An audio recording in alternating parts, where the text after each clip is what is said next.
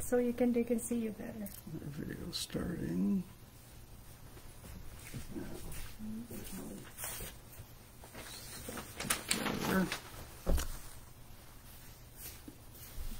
Hello, Theosophical Lodge buddies. Sorry for that brief delay. I had some login issues, but Richard rescued me and I am now good and I'm here, and it's nice to be with you and see you all again, sort of. At least you're seeing me.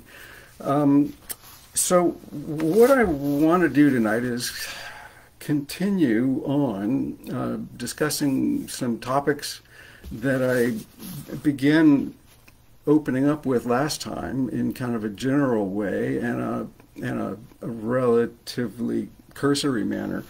And I realized as I started getting into this, the ideas of space and time and what they are, it's very easy for me to take the latest cool magazines I get that have all kinds of interesting breaking news and mind-blowing news, and then try to encapsulate that and send it on to you as best as I can translate it.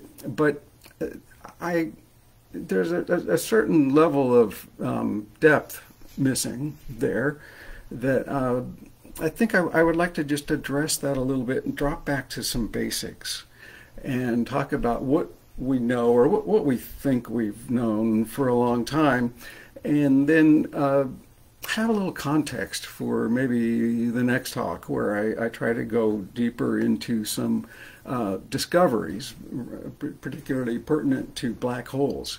Because it turns out that the physics of black holes and the weirdness that goes on inside of them is now answering a host of long-standing and very thorny questions having to do with the nature of space and time and the nature of the universe and presumably our place in it.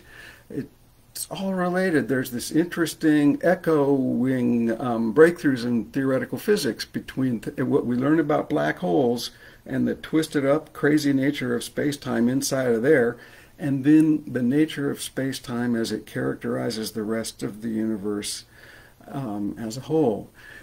And so to kind of drop back a little bit here, I'm even going to show you some equations tonight, just kind of scribbled out so you'll have at least seen them once or twice in your life.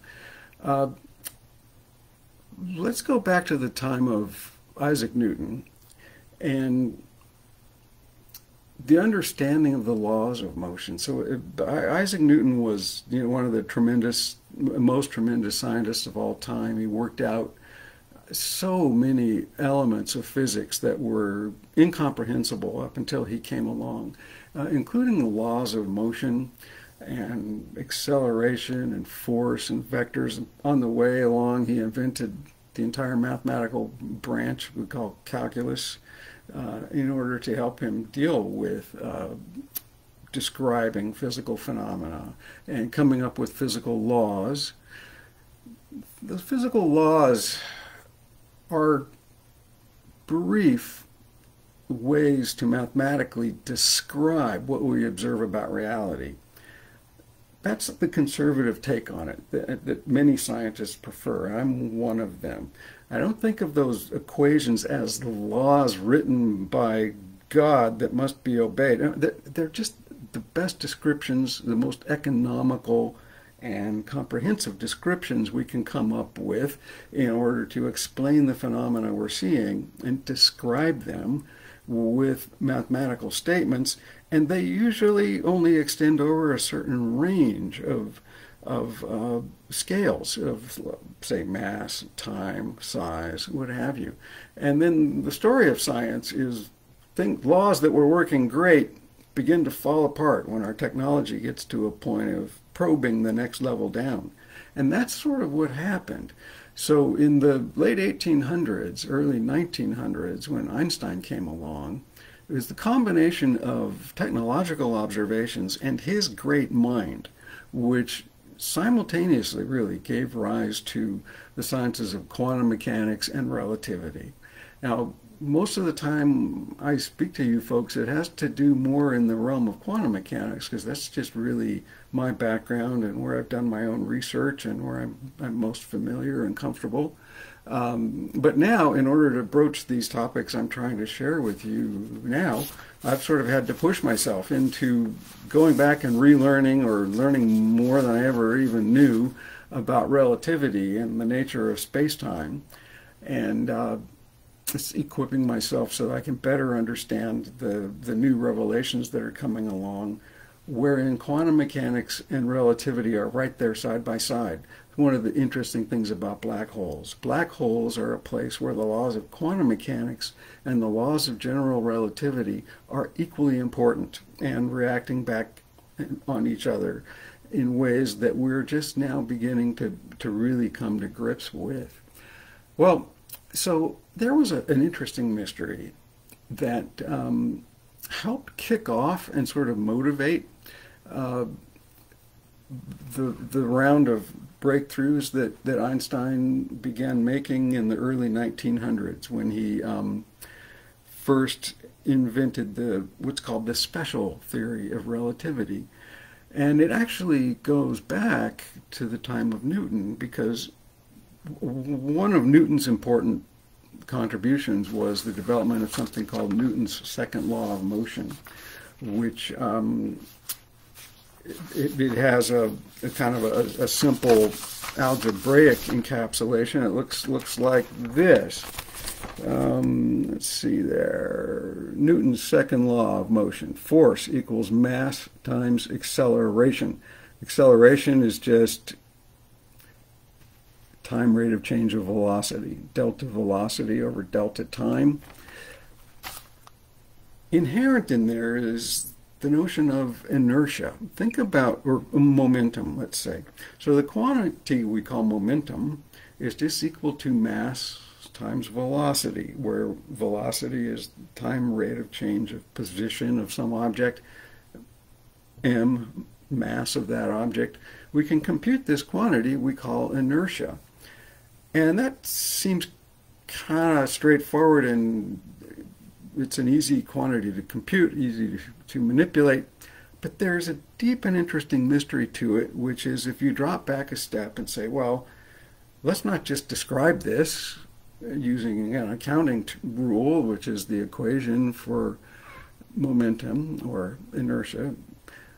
Let's ask what it is, where it comes from. You all sort of know, if I got this pin and I throw it off in some direction, it's going to move in that direction. If we're in outer space, it'll just kind of keep going forever, right? It's going to have whatever velocity I release it with, and it's just going to keep going along.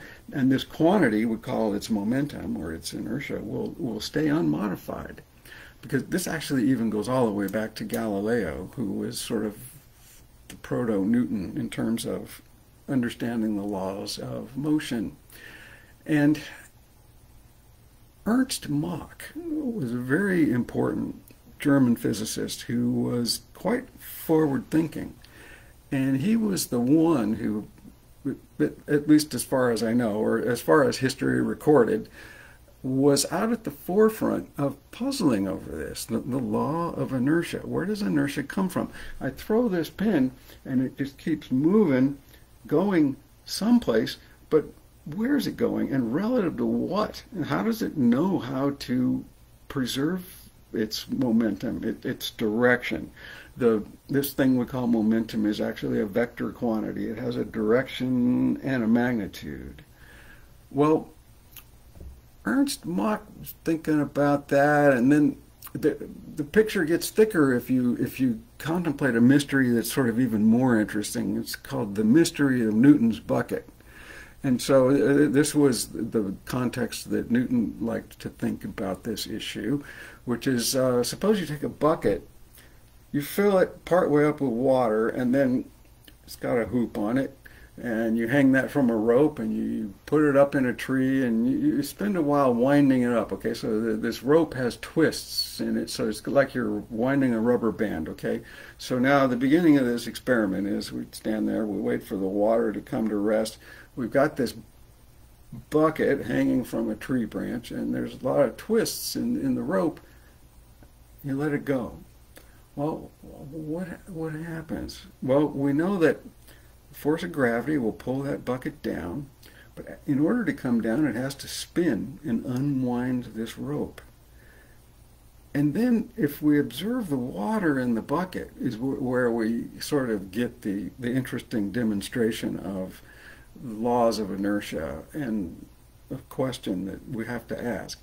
Because at first this bucket starts to spin, the water is level, but after a little while the friction between the water and the walls of this spinning bucket cause the water itself to begin spinning, and after a little while you've got this bucket that's falling and spinning, and the shape of the water inside the bucket takes on a shape that looks curved. Actually, specifically, it turns out that shape of the water inside the bucket is a parabola. That's just a fancy, slightly different than spherical curvature. Well, that curvature of the parabola of water in this spinning bucket kind of stays the same during the descent of the bucket until it kind of comes down, and then all the winds get wound out of the rope, and now the whole thing keeps going because you've got this parabolic body of water in a spinning bucket, bottomed out the rope. Now what happens is the whole contraption keeps spinning. Now it's winding the rope up again, and the bucket begins to ascend as the winds are put back into the rope until finally you get back up to the top. Bucket has stopped, water is level again. But all along the way there's some weird stuff going on. Why does the water do that? And then when you get down to the place where the rope has bottomed out, there's no more twists in it, the bucket's still going around. Now what it has is rotational or so-called angular momentum. That's really just the same thing as linear momentum of the pin that I threw a minute ago.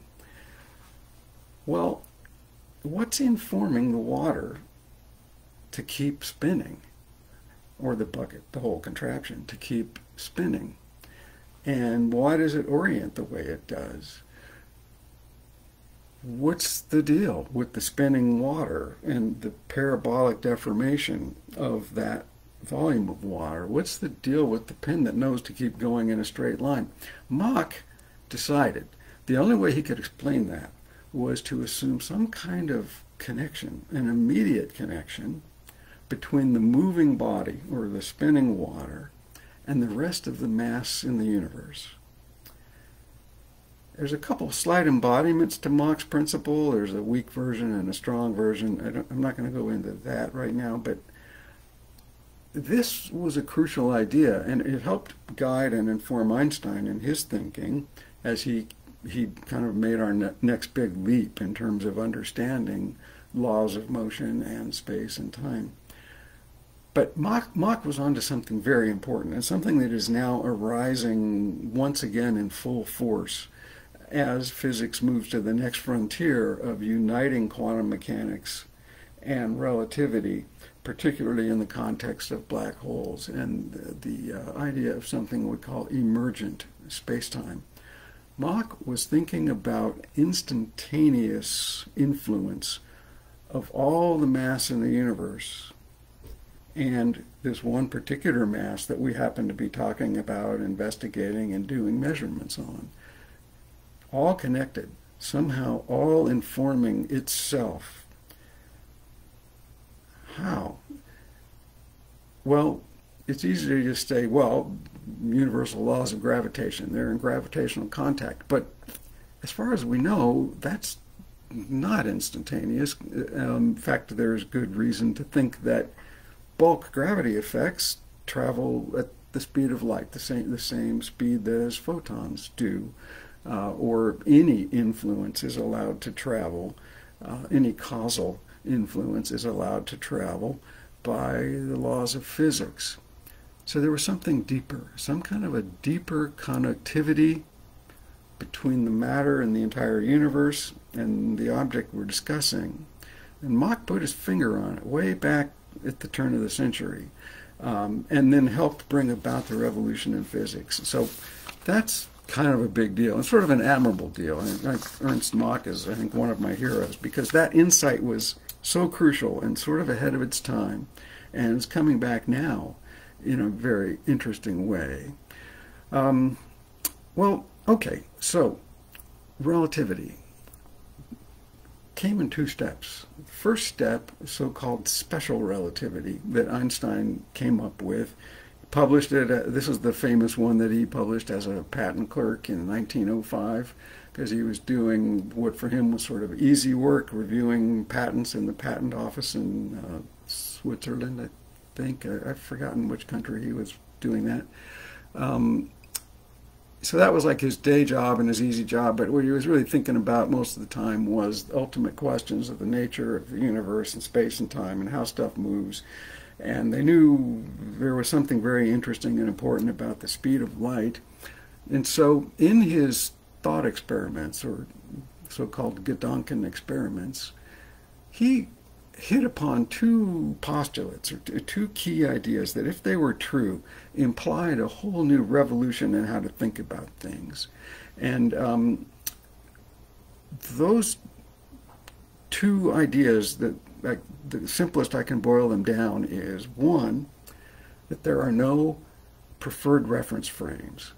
So we're going to confine our discussion to frames of reference, or let's just say observers, who are undergoing uniform, straight line, non-accelerated motion. So it's not speeding up, it's not slowing down, and it's not curving, because curved motion is accelerated motion. So let's simplify our lives. Let's just talk about observers who can be moving relative to each other, but only at constant speeds and in straight lines. So let's suppose there's no preferred ones, no absolute one. It's not like there's a center of the universe with a master coordinate system and we can map everything in the whole universe relative to that coordinate system. No, let's let go of that idea. And furthermore, this is really the biggest leap. Let's assume that the fastest speed in the universe is the speed of light. You've seen that written C, just the small letter C means the speed of light, 186,000 miles per second, or 300,000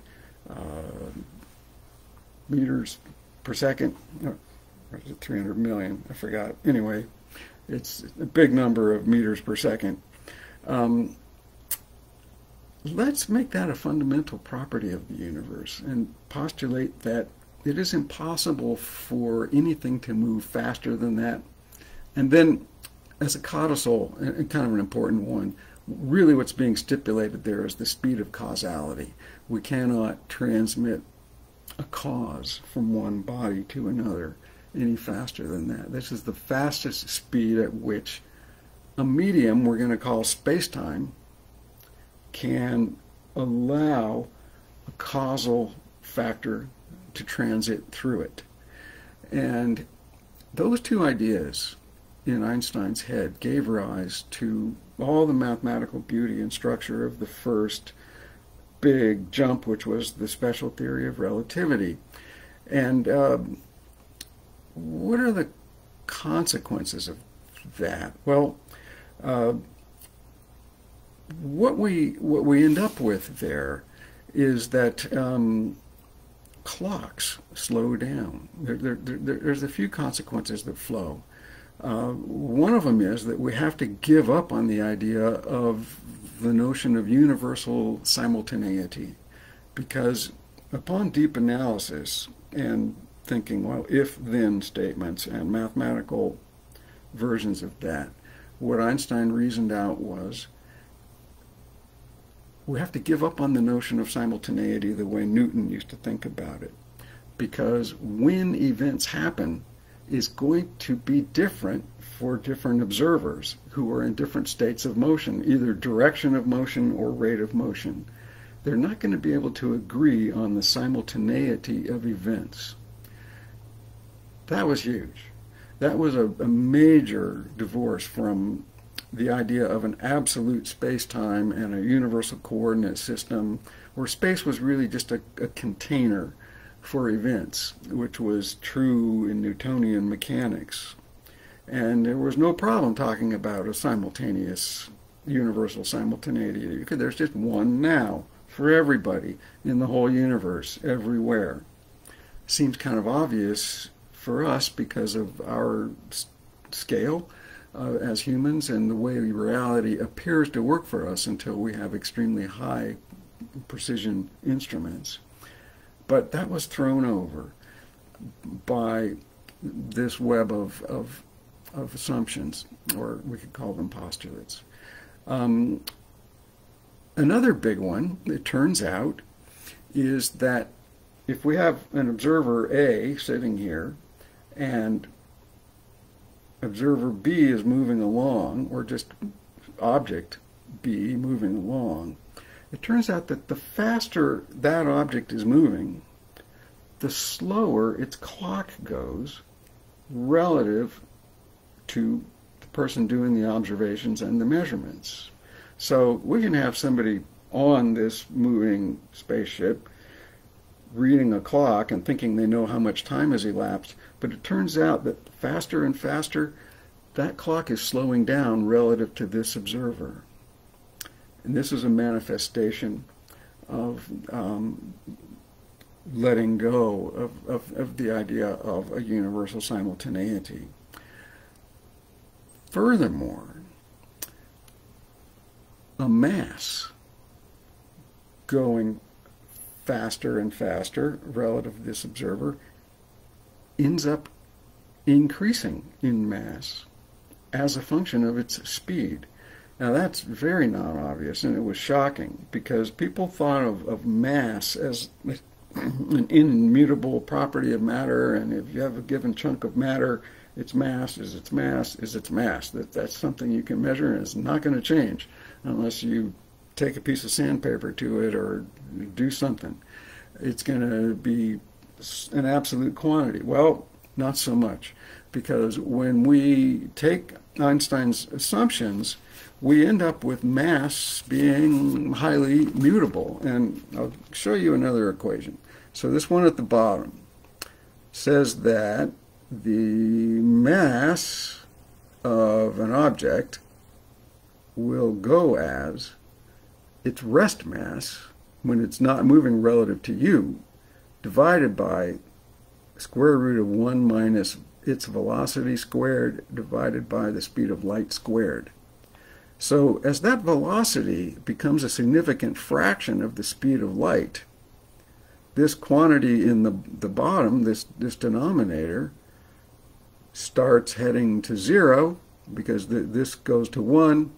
You got 1 minus 1. This denominator is getting small. That causes the effective mass to go to infinity.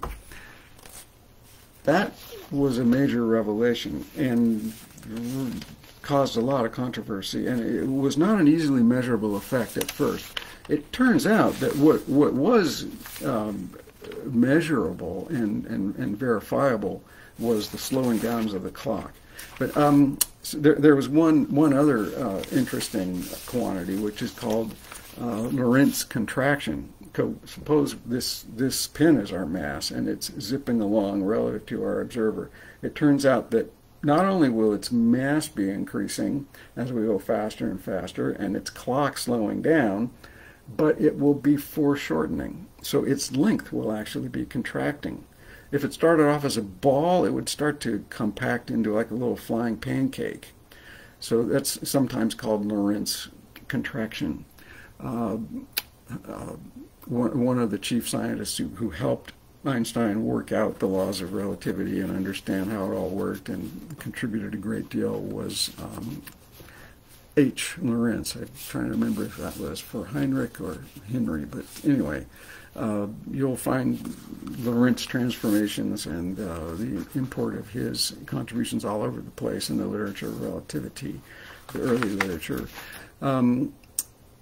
So that foreshortening thing and the mass growing thing, those were difficult to experimentally verify, but the slowing clocks, that could be done. And those experiments were done pretty soon after Einstein made those predictions, and bing, it came out. One of the best kinds of clocks that we can come up with in physics and in nature is radioactive isotopes. So if you take a batch of a radioactive isotope that decays because of instability in the nuclei of that atomic sample, something that's pretty easy to quantitate is something called the radioactive half-life, meaning how long does it take before half of the particles in your sample have randomly decayed, random on a particle-by-particle basis, but because there's so many particles in the sample, it's very easy to measure this idea. If you've got a detector that's measuring the radioactivity coming from your stuff, you can easily quantitate how long until the flux or the intensity of my detection signal drops to a half. And what you quickly discover is that stays constant for what we call a first-order radioactive decay. And that can be used as a clock. Well, it wasn't that long before people figured out how to take radioactive nuclei that had their half-lives measured at a mutually at-rest situation in a laboratory and start shooting them at velocity, shooting them alongside so you can measure the rate at which they're decaying as a function of speed, and using magnetic fields we can or electric fields, we can accelerate particles to very high speeds, approaching the speed of light. And you only have to get up to 15–20% the speed of light before these effects become manifest. And we discovered that their clocks slowed down just the way Einstein said they would. So wow, that was a big deal. Special theory of relativity. Okay, then comes the next big breakthrough, and this was harder. It wasn't published until 1915, and it's called the general theory of relativity. And the main difference is that Einstein let go of this notion of uniform motion or non-accelerated motion, where different observers or different reference frames had to be moving at a constant rate and in a constant direction. If we now allow for curved paths or accelerated paths, everything changes, sort of. Well, let's just say it gets more complicated. And in order to understand what was going on in this now more general context, Einstein had to come up with yet another huge intuitive leap that nobody but him was capable of making at the time. And this has to do with something called the equivalence principle. Now, the lingo gets a little bit confusing here. Sometimes people talk about the equivalence principle in connection with relativity, and they're speaking really about a consequence of special relativity, which is called the mass-energy equivalence. One of the other sequelae that came out of the special theory of relativity is the so-called mass-energy equivalence, which I've written there as consequence number 4 of special relativity. It says E is equal to m sub 0 c squared, where m sub 0 is the rest mass, and then we have a term 1/2 m0 v squared, which is kinetic energy on top of the rest mass energy. That rest mass energy was also revolutionary, blew everybody's minds. That was a consequence of the 1905 special theory, was the insight that mass, or matter, is somehow condensed crystallized energy, and maybe there's a way to convert them. Maybe you can change matter into energy, and that idea ended up giving rise to all kinds of massively important things. One of them being atomic weapons and bombs and all the bad stuff, but nonetheless, very important insight. That's not the one I'm talking about in the general relativity context. The general relativity context of equivalence principle has to do with, I'm going to mention here Newton's second law again. Force is equal to mass times acceleration, where mass is the same mass that we're accustomed to using and talking about, and force due to gravity as originally laid out by Newton. Okay, so let's take a quick look at this equation. Force due to gravity from Newton. Force of gravity is equal to the mass of some object, let's say a billiard ball, times a quantity, which looks like capital G, over, so I'm going to try to get this so you can see it, capital G, this is hard to do, R squared, that's the distance between the mass, the center of mass of your object and the center of mass of a planet. So I've written this in the context that we sort of tend to see it, which is the force of gravity on an object sitting on the surface of a planet. So we've got an object mass, and then we've got constant G, big G, Newton's universal constant of gravitation, it's just a number, divided by distance squared between the center of your little mass and the center of mass of the planet. Well, what Einstein realized is that these two masses are equivalent. The mass that gives us inertia, velocity times mass, is the same as the mass that gives us a gravitational force. But why? It was roundly verified that numerically they were the same, but it was a big mystery why that should be. And the general theory of relativity really came about as a result of Einstein deeply contemplating that coincidence, or the equivalence between inertial and gravitational mass. Huge insight and leap.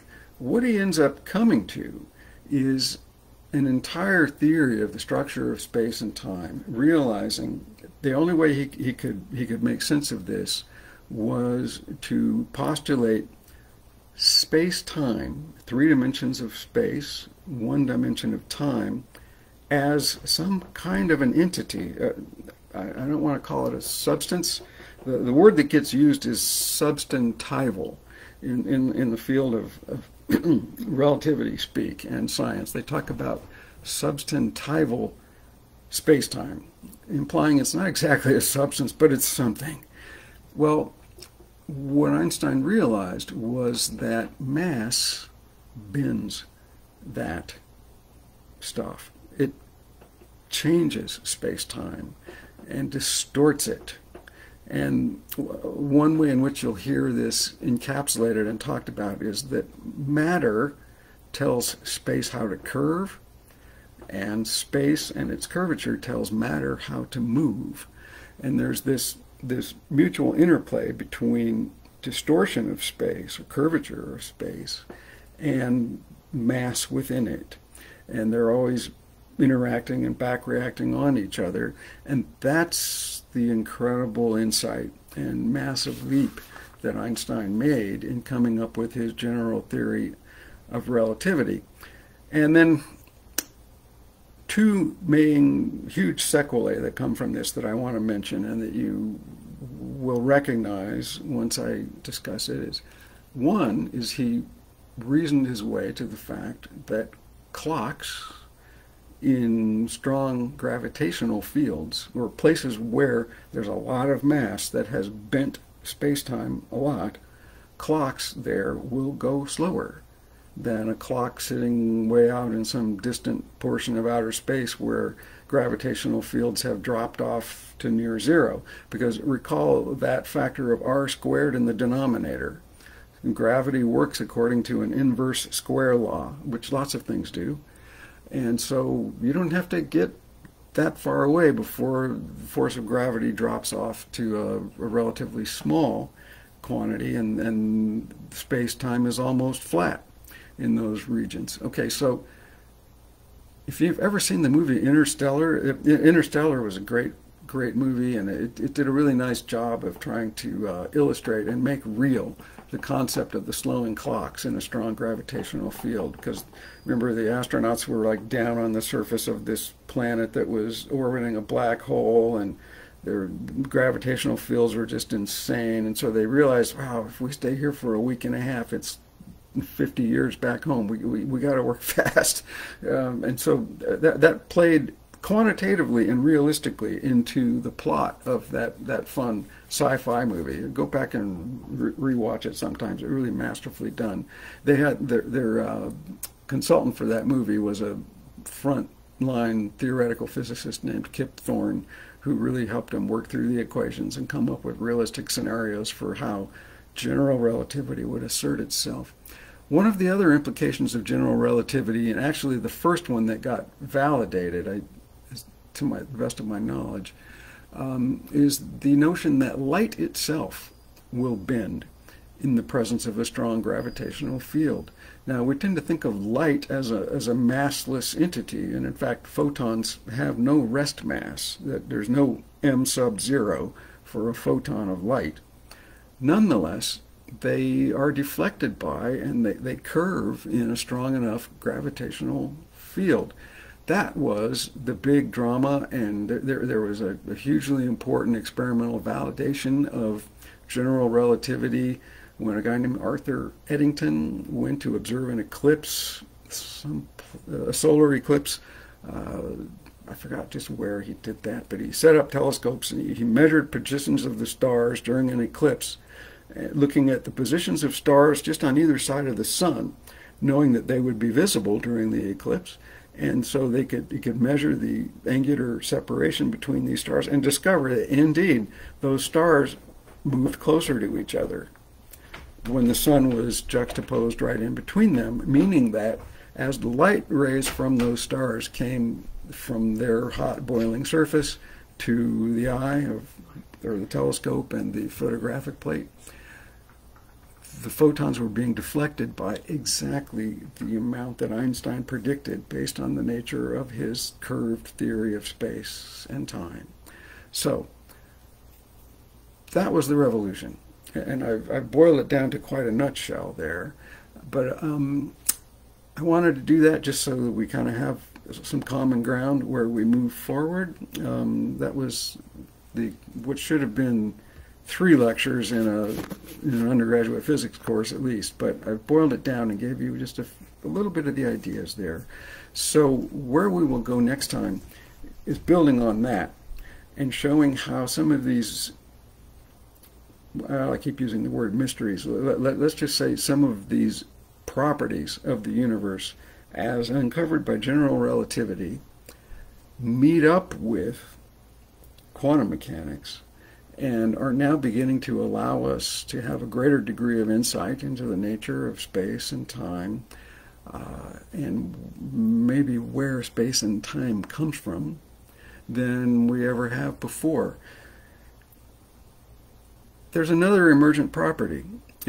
If as I will argue as we go along here, space-time is emergent from something perhaps more fundamental having to do with quantum mechanics, keep in mind that most of my lectures up till now, when I talk with you guys, have had to do with consciousness. Well, consciousness also is an emergent property as far as we can tell. And that will make an interesting nexus that we'll talk about at times in the future. And nice seeing you all. I hope you have a wonderful week ahead.